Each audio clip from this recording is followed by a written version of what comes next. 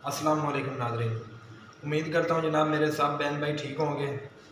जनाब आपकी खिदमत में हाज़िर है जनाब शेफ़ खालिद। तो जनाब मैं आपके लिए जो आज लेके आया हूँ, ये जिस तरह के कुछ हमारे बहन भाई होते हैं जो बेकरी का काम करने के ख्वाहिशमंद होते हैं, तो उनके लिए मैं ये वीडियो बना रहा हूँ कि अगर किसी भी मेरे बहन भाई को किसी भी चीज़ की, जिस तरह के ब्रेड हो, स्वीट्स हो, केक्स हो, उनकी बेस हो या ऊपर से जो रेडी किए जाते हैं उनकी डेकोरेट हो, तो वो हम आपको जनाब वीडियो के ज़रिए बताने की और सिखाने की कोशिश करेंगे। जैसा कि हमारे पास इधर अभी ये आप देख सकते हैं कि ये ब्लैक फॉरेस्ट की पेस्ट्री तैयार हो रही है, यानी कि जिसको आप दूसरा आसान लफ्ज़ों में कह सकते हैं कि ये 2 in 1 पेस्ट्री है, जिसमें चॉकलेट चिप्स भी है और दूसरा ये फ्रूट भी है। तो ये हम पेस्ट्री तैयार कर रहे हैं। जिस तरह के ये केक पड़े हुए हैं, ये पाइनएप्पल केक पड़े हुए हैं और ये चॉकलेट्स केक पड़े हुए हैं। तो इधर हमारे यहाँ स्वीट का मुकम्मल काम किया जाता है, बिस्किट का मुकम्मल काम किया जाता है। जिस तरह के ब्रेड है, शवारमा है, उनका जो बेस है वो तैयार की जाती है। और हमारे पास पिज़्ज़े वाले कारीगर भी मौजूद हैं। अगर किसी भी मेरे बहन भाई को किसी किस्म की कोई रेसिपी चाहिए हो या उनको ऊपर से जो तैयार किया जाता है, जिस तरह हम कह लेते हैं कि ये ऊपर से डेकोरेट हुए हुए हैं, वो अगर कोई सीखना चाहे तो हम अपनी भरपूर कोशिश करेंगे कि अपनी वीडियो के ज़रिए हम आप सभी को ये सब कुछ सिखा सकें। तो नाज़रीन, मेरा मकसद यही है कि जो ख्वाहिशमंद है बेकरी का काम करने का या वो खुद घर में कुछ बनाना चाहते हैं, तो उनके लिए आसानी पैदा करना है।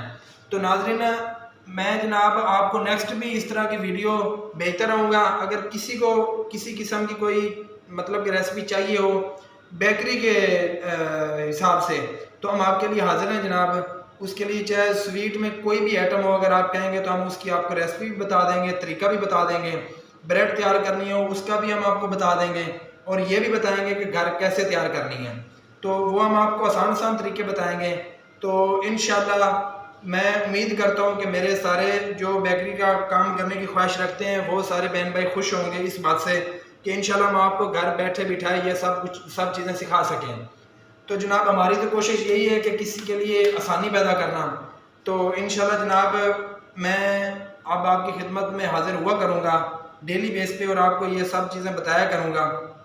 और इंशाल्लाह कल से मैं आपको इन केकों की जो बेस है वो भी मैं आपको बताऊंगा कि इनकी बेस, ये स्पंज, ये कैसे तैयार किया जाता है और इसमें क्या क्या डलता है और कितना कितना डलता है, वो आपने पूछना है कमेंट करके। आप कमेंट करके हमारे पर्सनल पे भी आ सकते हैं, हम आपको बताएंगे पर्सनल पे भी, आपके मसला नहीं है।